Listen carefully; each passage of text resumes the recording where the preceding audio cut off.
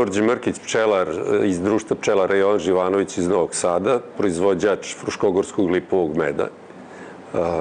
Meda koji ima zaštićeno ime porekla i do zaštite smo došli s razlogom zato što je to specifičan med u svetu, jedinstven po koncentraciji nektara lipe koji sadrži, s obzirom da identifikacija meda se radi na osnovu broja polenovih zrnaca koja se nalaze u njemu.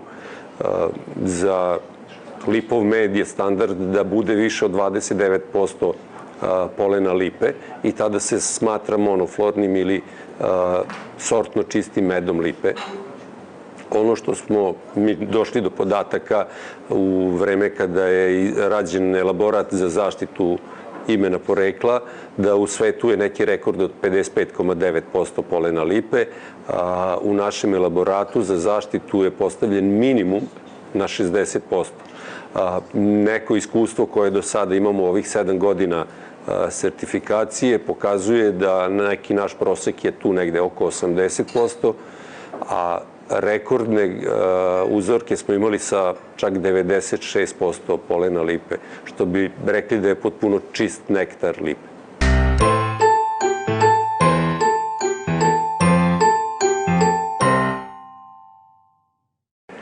Apsolutno, pčelarstvo čak važi kao indikator zdrave životne sredine. Znači, pčela je biće koje je najosetljivije na zagađenje, na bilo šta. S druge strane, ono što je priroda ili Bog, kako god ko da veruje, uredio, pčela ima svoje mehanizme da kada sakuplja nektar, pre nego što ga lagira u košnicu, jer to treba da bude hrana za njeno potomstvo, ona ga prečisti do savršenstva.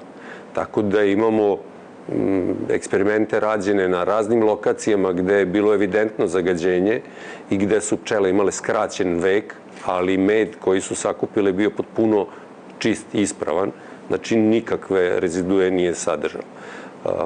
S obzirom da fruškogorski lipov med se proizvodi na Fruškoj gori, koja je inače čist teren, čist prostor, mi praktično i nemamo gde da pokupimo bilo kakva zagađenja, jer nema intenzivne poljoprivrede, nema ničeg u šumama koje su prirodna staništa lipe, se proizvodi ovaj med.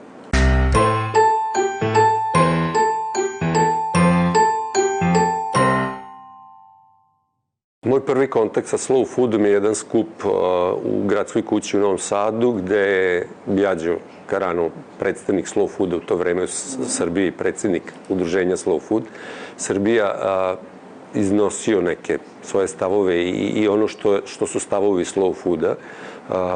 Ja sam iskreno bio veoma obradovan i tog momenta sam rekao da to što on ispričao bi trebao da bude program srpske vlade, kako treba da se razvija privreda i kako treba da se organizuje život u Srbiji.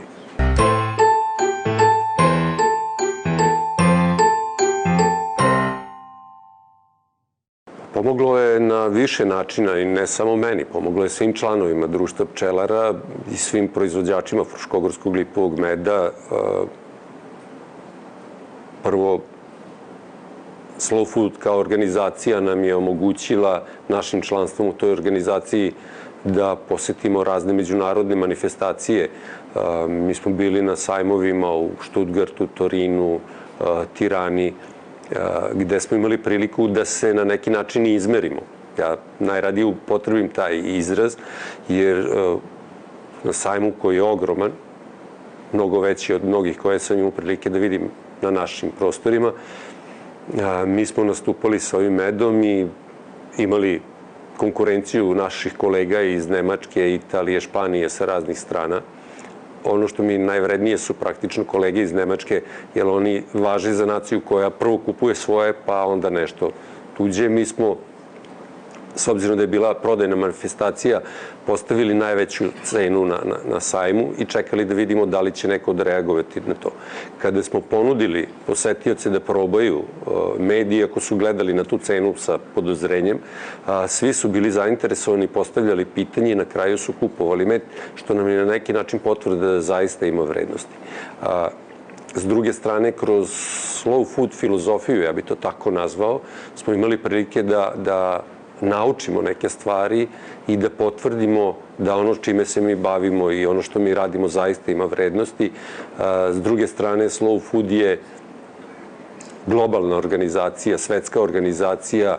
Imali smo prilike da upoznamo ljude sa raznih strana, da uspostavljamo kontakte.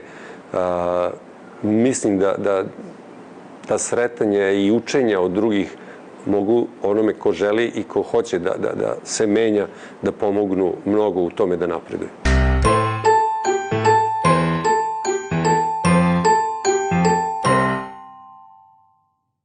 Ne znam da li je jedini, možda bi bilo prestrogo da to tako nazovemo, ali je sigurno budućnost i sigurno je jedan od načina da se izborimo za opstanak života na planeti. Koncepti koje ekonomija u svetu zastupa zadnjih 60-70 godina, gde je razvoj imperativ i gde mora stalno nešto da se uvećava po mom dubokom ubeđenju, a i po ubeđenju, čini mi se, sve većeg broja svetskih stručnjaka je neodrživ. Najlepša slika o tom konceptu je da je to lumbalon koji se svaki dan naduvava do jednog momenta kada će doći do pucanja, neće izdržati. Ono što zagovara Slow Food kao organizacija i kao filozofija pre svega je jedan od koncepata koji zagovaraju održivost.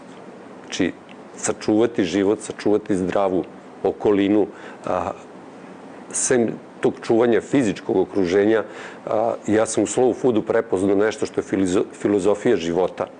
Kako treba da živimo, kako treba da se ponašamo, što po meni je možda i bitnije od tih nekih materijalnih stvari.